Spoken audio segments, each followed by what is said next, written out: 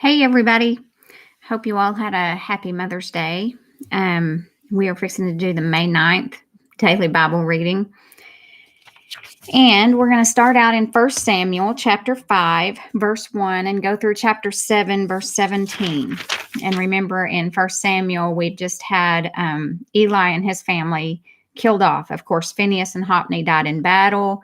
And when the messenger came and told Eli, he fell backwards in grief and hit his head and died. The Ark of the Covenant was captured, and Samuel has been, the Lord told Samuel everything that was going to happen to Eli and his family. And so the Lord has started speaking to the little boy Samuel. And so then we'll be in John chapter 5, verses 24 through 47. No, that's yesterday's. We will be in John chapter 6, verses 1 through 21. Then we'll be in Psalm 106, verses 13 through 31. And then we'll be in Proverbs 14, 32 through 33.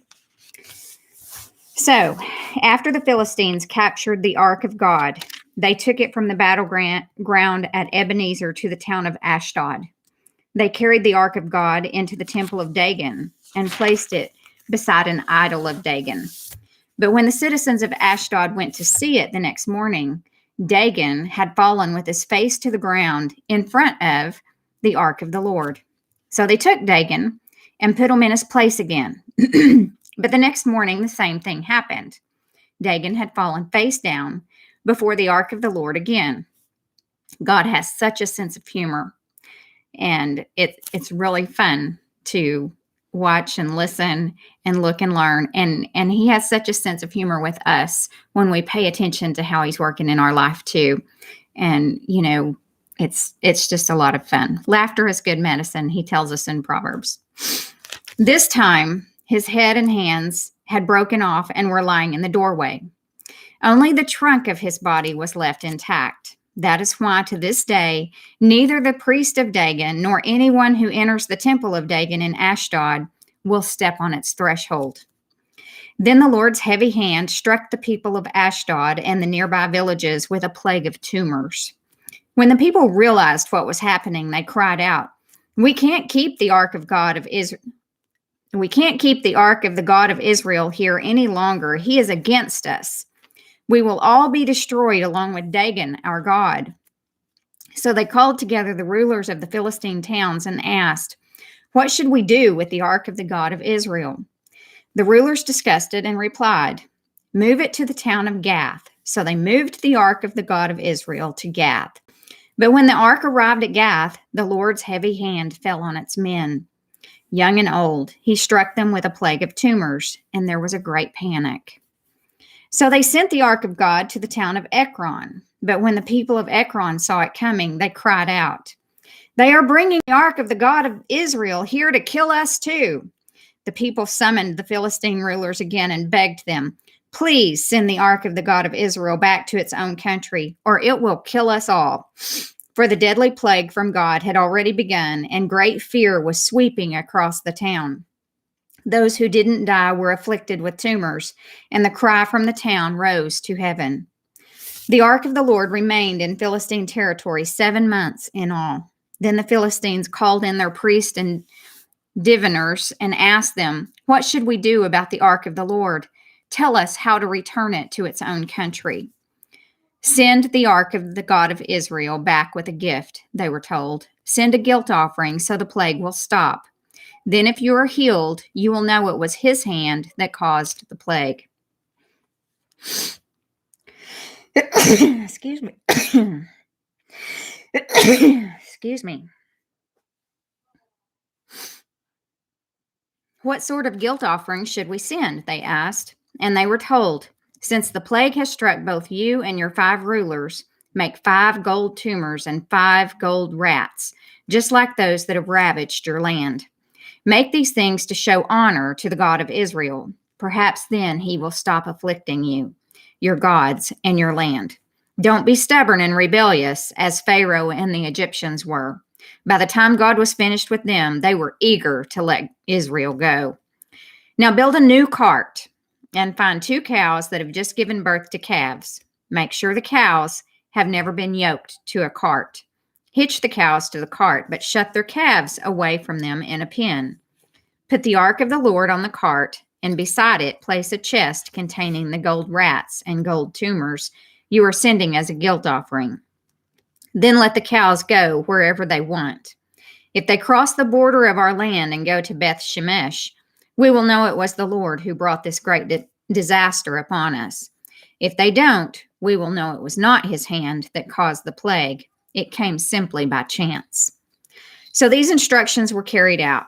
2 cows were hitched to the cart, and their newborn calves were shut up in a pen. Then the ark of the Lord and the chest containing the gold rats and gold tumors were placed on the cart. And sure enough, without veering off in other directions, the cows went straight along the road toward Beth Shemesh, lowing as they went. The Philistine rulers followed them as far as the border of Beth Shemesh. The people of Beth Shemesh were harvesting wheat in the valley, and when they saw the ark, they were overjoyed. The cart came into the field of a man named Joshua and stopped beside a large rock. So the people broke up the wood of the cart for a fire and killed the cows and sacrificed them to the Lord as a burnt offering. Several men of the tribe of Levi lifted the ark of the Lord and the chest containing the gold rats and gold tumors from the cart and placed them on the large rock. Many sacrifices and burnt offerings were offered to the Lord that day by the people of Beth Shemesh. The 5 Philistine rulers watched all this and then returned to Ekron that same day. The 5 gold tumors sent by the Philistines as a guilt offering to the Lord were gifts from the rulers of Ashdod, Gaza, Ashkelon, Gath, and Ekron.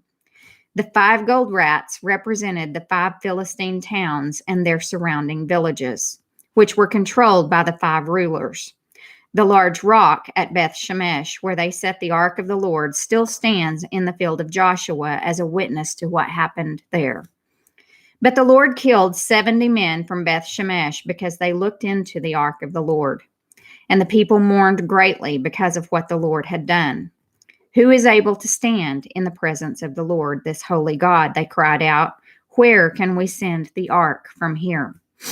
So they sent messengers to the people at Kiriath Jearim and told them, the Philistines have returned the ark of the Lord. Come here and get it. So the men of Kiriath Jearim came to get the ark of the Lord. They took it to the hillside home of Abinadab and ordained Eleazar, his son, to be in charge of it. The ark remained in Kiriath Jearim for a long time, 20 years in all. During that time, all Israel mourned because it seemed the Lord had abandoned them. Then Samuel said to all the people of Israel, if you want to return to the Lord with all your hearts, get rid of your foreign gods and your images of Ashtaroth. Turn your hearts to the Lord and obey him alone. Then he will rescue you from the Philistines. So the Israelites got rid of their images of Baal and Ashtoreth and worshipped only the Lord. Then Samuel told them, gather all of Israel to Mizpah, and I will pray to the Lord for you. So they gathered at Mizpah and in a great ceremony drew water from a well and poured it out before the Lord. They also went without food all day and confessed that they had sinned against the Lord. It was at Mizpah that Samuel became Israel's judge. When the Philistine rulers heard that Israel had gathered at Mizpah, they mobilized their army and advanced. The Israelites were badly frightened when they learned that the Philistines were approaching. Don't stop pleading with the Lord our God to save us from the Philistines, they begged Samuel. So Samuel took a young lamb and offered it to the Lord as a whole burnt offering. He pleaded with the Lord to help Israel, and the Lord answered him. Just as Samuel was sacrificing the burnt offering, the Philistines arrived to attack Israel. But the Lord spoke with a mighty voice of thunder from heaven that day, and the Philistines were thrown into such confusion that the Israelites defeated them. The men of Israel chased them from Mizpah to a place below Beth-kar, slaughtering them all along the way. Samuel then took a large stone and placed it between the towns of Mizpah and Jeshanah. He named it Ebenezer, which means the stone of help, for he said, up to this point, the Lord has helped us. So the Philistines were subdued and didn't invade Israel again for some time.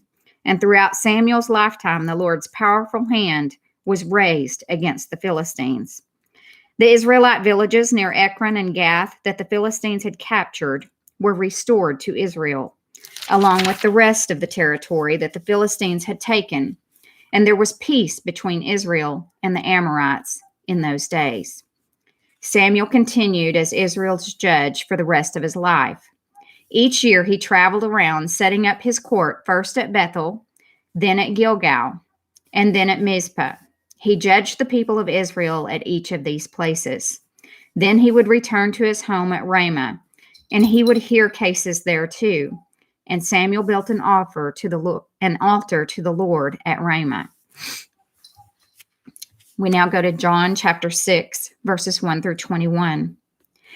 After this, Jesus crossed over to the far side of the Sea of Galilee, also known as the Sea of Tiberias.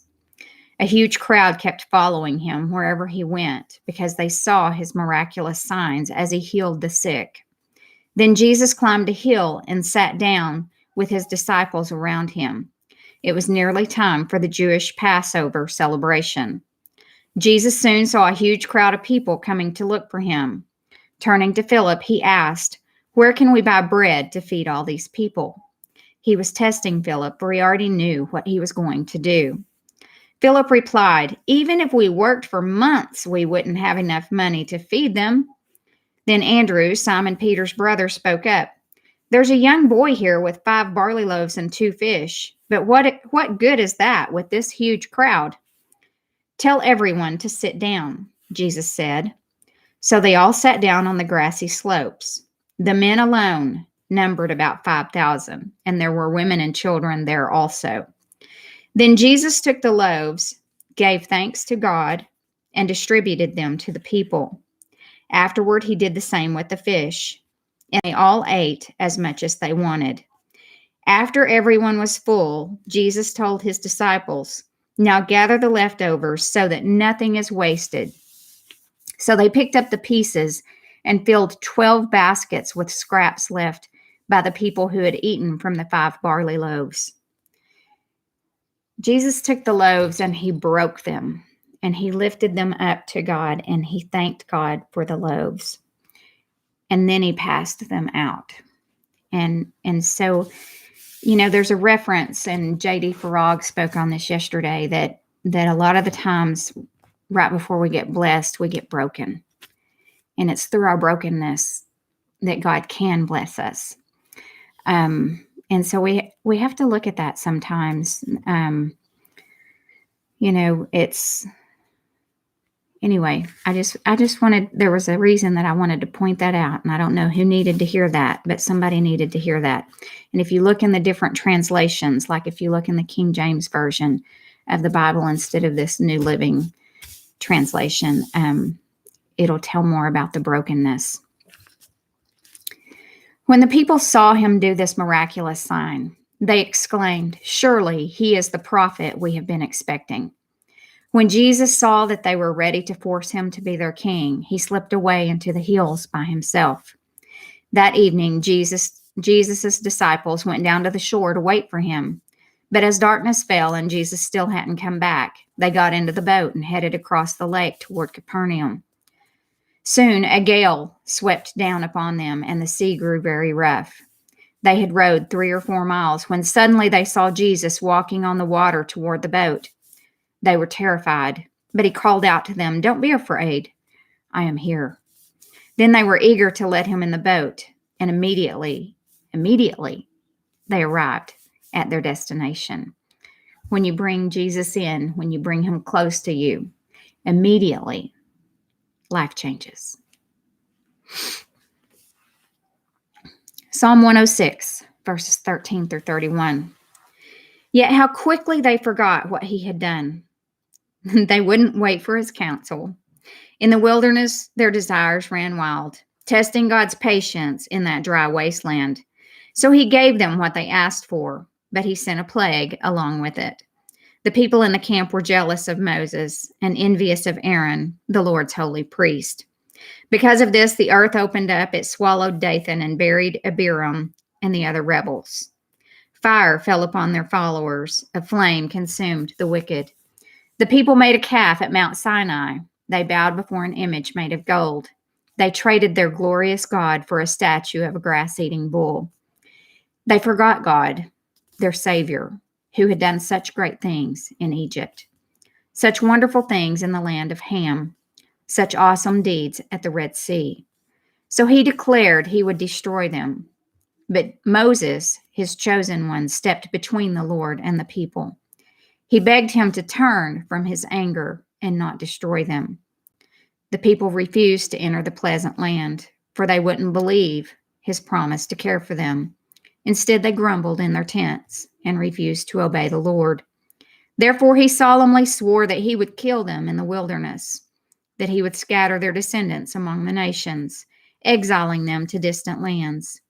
Then our ancestors joined in the worship of Baal at Peor.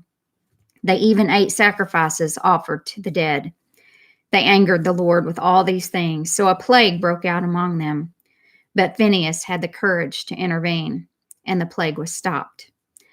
So he has been regarded as a righteous man ever since that time. We now go to Proverbs 14, verses 32 and 33, and that will finish up May 9th. The wicked are crushed by disaster, but the godly have a refuge when they die. Wisdom is enshrined in an understanding heart. Wisdom is not found among fools. I'm going to read that again. The wicked are crushed by disaster, but the godly have a refuge when they die. Wisdom is enshrined in an understanding heart. Wisdom is not found among fools. And so often those little blurbs of Proverbs just kind of sum up everything that we just read for the whole day. It's one of the reasons I love the one-year Bible and how they have divided all of the scriptures and put them together. How many times have we seen that the New Testament reading went right along with the Old Testament reading, and the Psalm went, and it's just wonderful to read it this way. So I'm going to end this feed, and I will be back with the May 10th feed real soon. Thanks for joining in.